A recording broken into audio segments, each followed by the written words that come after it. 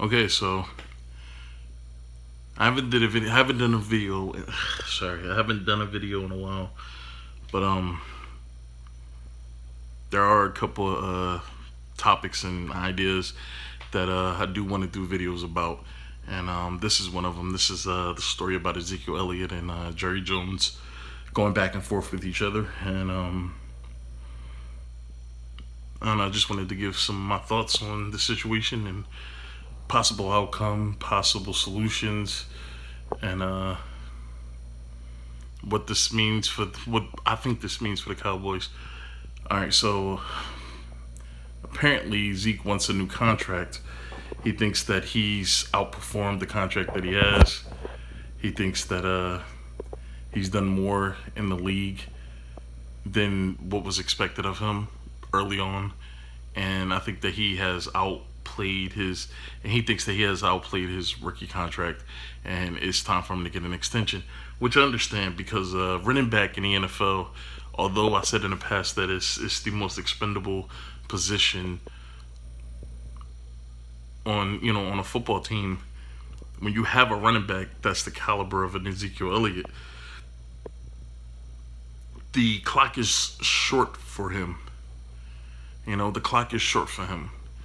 So you want to get the most out of him. You want to keep him happy, so that way that he'll be more inclined to perform at an elite level for you for the short time that you'll probably have him. Sorry that the camera's dipping low. I'm holding this shit in my hand. It's fucking killing me right now. But you want to try to hold on to him for whatever short stint you have him.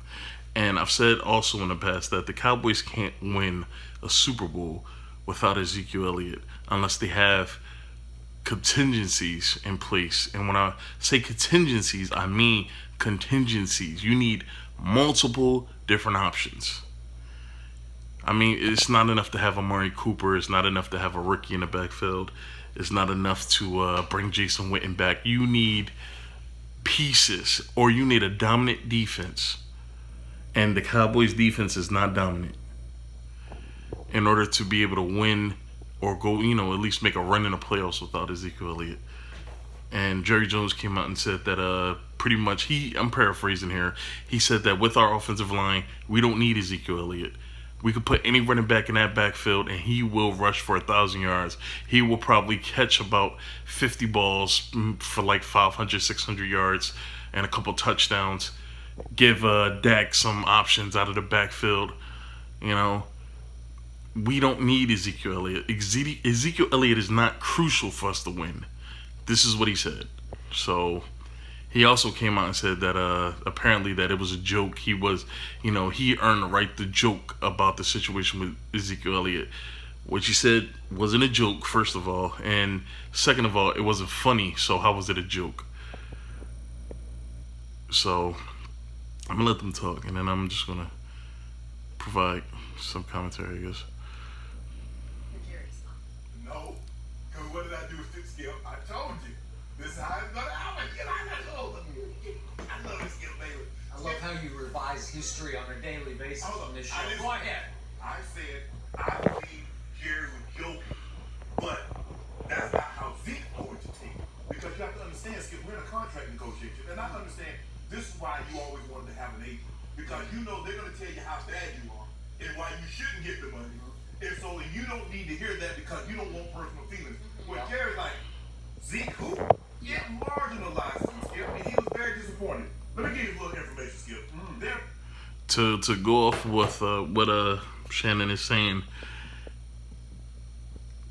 the NFL is a multi-billion-dollar industry, and the players are the driving force for why it's that way.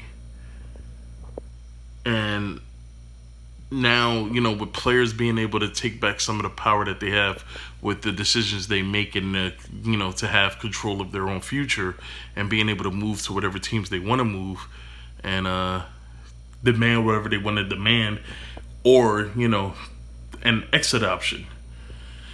They have these options now, You know, it's not like it was 20, 30 years ago where you were locked in a contract and it was damn near a slave contract where you're getting paid not as much as they're getting paid, not even close to as much as they're getting paid now.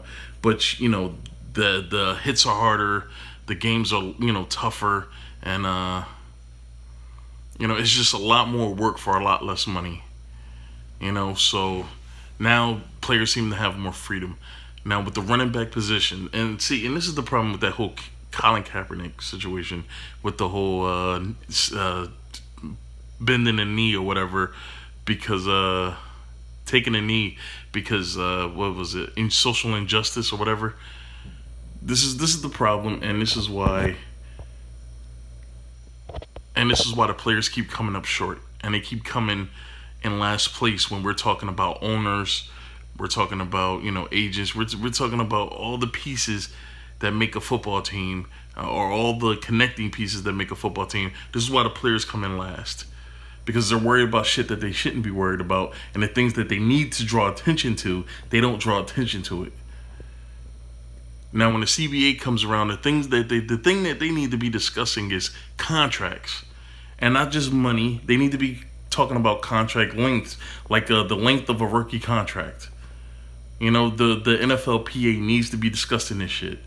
You know, like not putting, because the NFL is not the NBA. NBA players, I believe they have twice as long of a shelf life as the NFL. But the contract coming out as a rookie, I think, what is it, a top 10 NBA draft pick, their contract is, 2 to 4 years. With like a 2-year, it's like 2 years, and then like a 2-year option for a team option for like a top 10 draft pick.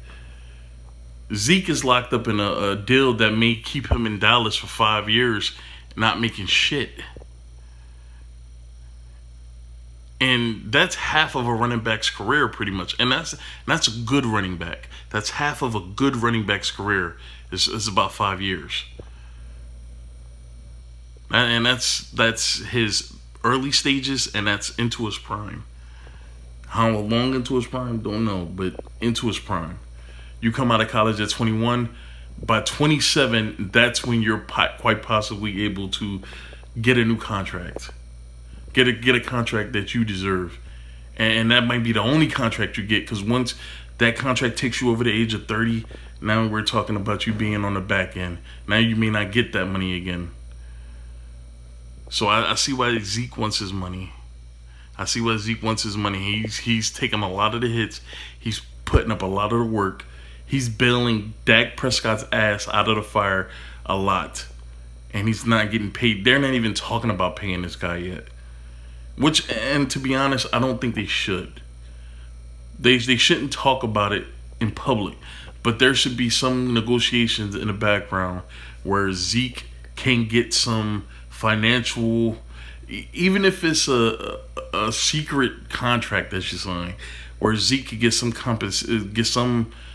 promise of compensation after his rookie deal, because Le'Veon Bell fucked this whole situation up. I mean, he let his rookie deal ride out, and not only that, he kept signing franchise tags. And when you keep signing franchise tags, why would a team want to commit to you long term when they're getting your shit for free?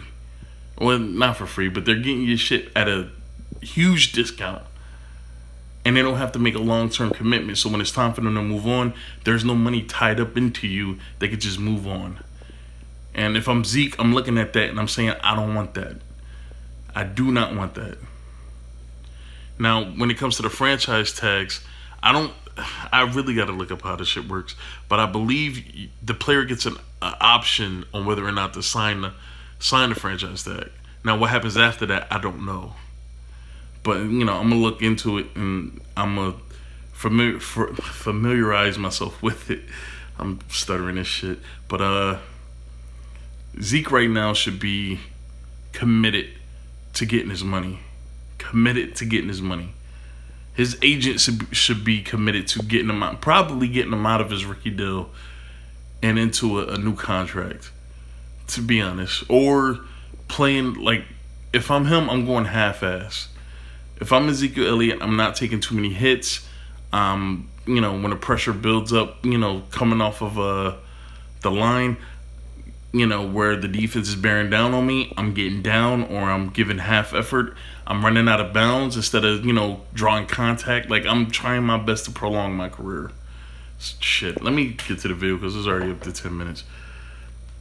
Been 3 guys, and the NFL is celebrating its 100th anniversary this year. There have been 3 guys that have led the league in rush yards per game in the first 3 seasons. Let me see if you know any of these guys. Jim Brown, Earl Campbell, and Ezekiel Elliott. This is why he wants to reset the market. And that's crazy, man, because Jim Brown played in an era where running the ball, the offense wasn't as explosive as it is now. The calls weren't as offensive friendly as they are now. So running the ball was a lot more safer. Now passing the ball is just almost a safe bet. But back then, running the ball was the way to go, even when Earl Campbell played. So for Zeke to be in the conversation as those guys when he plays in a completely different era, I mean, that just shows how special this dude is. I mean, you're talking about a guy who the only time he's missed games is due to suspension. And that's alarming, but when you get him on the field, he reaps such great rewards for your team. And your quarterback plays well with him. Your quarterback does not play well without him. That is also a positive. Shit. Because he's saying, Jerry, I'm just not your garden, your basic variety running back. I've done things that only 2 other men. And that's pretty much what Jerry Jones said. Jerry Jones pretty clearly stated that it doesn't matter who's back there, Ezekiel Elliott or no Ezekiel Elliott, that running back will have success behind our offensive line. That's what he said. That's pretty much telling Zeke, look, bro, you're average. You're not as good as you're not as valuable as you think you are.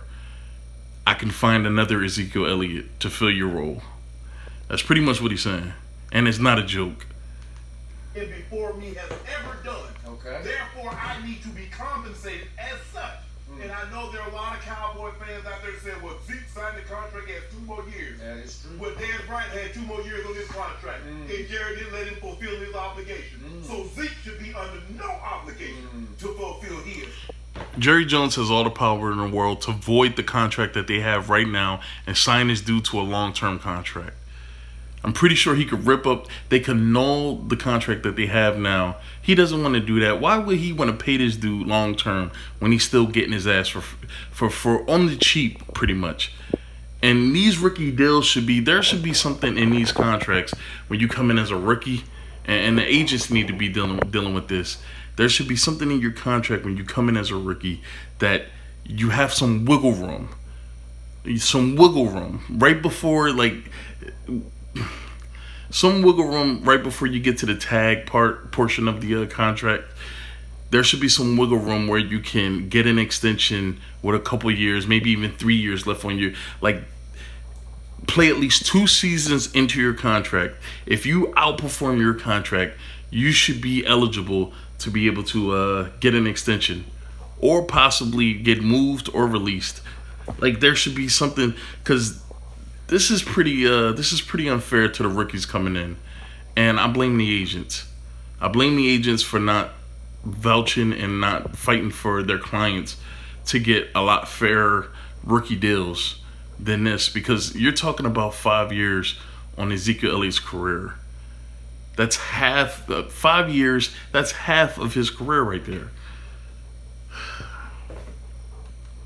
He's outperformed the contract because the reason I can assure you, what they voted Dez when they released him, he's what they use, he's no longer, I forget the terminology. Stephen Jones, yeah. Yes. Still, you know Zeke deserves his money, but what I don't understand, because let me tell you what I believe happens. I believe Jerry and Rocky Arsenal, who's Zeke's agent, I believe that's look, we're going to try to get this thing done, but we're going to try to do it behind the scenes. We're not going to be doing any talking. Hopefully you got... Bullshit. They're not gonna come to terms with anything. If that was the case, Zeke would be in camp right now. He would be playing in some preseason games. He would be given some effort to play. If that was the case, if they were discussing terms behind closed doors, which is what I said they should be doing. But they're not doing that. But the Cowboys pretty much, if they're talking about anything behind the scenes with Zeke's agent, is they're trying to smooth things over. They're trying to give Zeke every notion of confidence that they're going to give him a contract. They're going to give him and they're probably saying everything else, but we promise we're going to give you a contract. You have our word. They're probably saying everything else but that. Because if that was the case, Zeke would be in camp right now. Why would you pay long term when you're still getting his ass for free, pretty much? Have to do any talking. But Steven and Jerry Jones have been talking the whole while because I know what they're trying to do. Having played this game long enough, they're trying to sow seeds of poison. They're trying to convince the Cowboys fans Zeke is being selfish. He's being unreasonable. He doesn't care about winning. All he cares about himself. And Zeke said, it's not my job to worry about the other 46. It's not his job to worry about the other players. It's not his job to worry about the goddamn owner's feelings. It's not his job to worry about the fans' feelings. If you ask any of these fans, if you were a professional athlete and you outperformed your contract, your current contract, would you not want your money? They'd be fools if they said no, or liars. So no, that doesn't fly. Zeke wants his money. I think he's done everything to deserve his money. People want to use his off the field antics as a reason why he shouldn't get paid right now. Bullshit. If Zeke's off the field issues was that bad, this dude shouldn't be playing at all. He should be suspended indefinitely until he got his shit together. He shouldn't even be on the field. But they want to use that as a way to destroy his image to the point where, oh yeah, he doesn't deserve any money. You know, it doesn't matter what he's done so far. His off the field issues, especially revolving around women and all this other and physical altercations, he doesn't deserve anything. And this is exactly what Zeke is fighting against, man. And they just gave Jalen Smith a $64 million extension, I believe. And I don't know what Jalen Smith's contract is exactly. I don't know if he had like 2 or 3 years on his contract. He probably did. I think it was a late round pick. But they just gave him a shitload of money. The conversation all camp was Dak, Amari, and Zeke. They just gave Jalen Smith a $64 million extension. All this money they doling out. By the time we get around to Zeke, there won't be any money left. Probably. And at that point, when his contract is up, they'd probably be ready to move on, man. And this is what Zeke does not want. He either wants to leave now or he wants to get paid now. Because you're not going to use me up until my contract is up. And then when my contract is up, you don't want to pay me. And then you're ready to move me out. And now I'm a 27, 28-year-old running back with a shitload of miles on me. Took a lot of fucking hits. Body damage out the ass. And now teams are questioning whether or not I'm worth a max not a max like a big deal to be able to reset the market. Now teams are questioning that. Or the other 45, that's your job. I outperformed this contract and I deserve a raise. I deserve to be the highest paid running back. You keep saying we're not going to reset the market. Zeke says I've done that. Nobody. You look at LaDainian Thomas, you look at Adrian Peterson, you look at all the guys. The great Eric Dickerson led the league in rushing his first 2 years, but his third year he didn't lead yards per game. So Zeke says, I'm well within my rights to ask for a raise, and I'm going to get it. One or two things happen, Skip Bayless. They get off to a great start, and Zeke folds and comes in and take what they're offering, or they get off to a horrendous start, and Jerry Jones folds and gives Zeke what he So wants. you are predicting. I don't care how great a start the Cowboys get off to. They could start off 3-0, 4-0. What matters is late in the season, into the playoffs, where your quarterback is going to need reliable weapons to keep him calm and to keep the pressure as low as possible. You're going to need pieces. That's when it matters. Late in the season, into the playoffs. Not when the season first starts. Come on, bro. It's common sense, man. Zeke is crucial for Dak. And I'm not talking about from week 1 to week 17. I'm talking about from like week 10 to like maybe the conference championship game. Like Zeke is important during those times because late in the season when the weather starts to change and it gets a lot colder and maybe snow starts to happen. Now you're talking about running the ball more. Can you depend on what's his name, Tony Pollard? I believe that's his name, Tony Pollard. Can you lean on this guy to lead your team, to help your team win games late in the season? And I'm not saying the kid can't. I'm just saying, who do you want to depend on right now? Tony Pollard or Ezekiel Elliott to get that job done?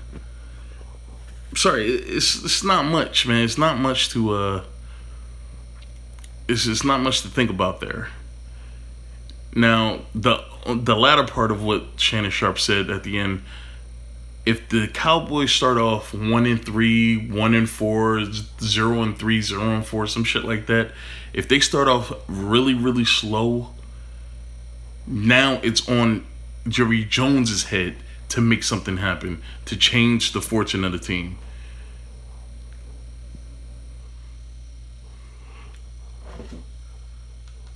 Flat out that Zeke will miss real games. Absolutely, unless he gets him money. If Zeke don't get that new contract, if he don't get the on the dotted line that we're going to give you an extension that goes past your rookie contract, Zeke is not going to... Come on, bro. Zeke is not losing in this situation. Zeke is not losing in this situation. Either he's going to get paid or he's going to force Jerry Jones' hands to move him. Because I'm telling you, I mean, I don't care how stubborn you are. I don't care how angry you are with a player. If that player is extremely valuable and that value isn't coming into focus for your team because he's not playing, you're going to move him and get even more value for him. He's going to play or you're going to move him. You need that value in return. There's no way you're going to pay a player to not even play.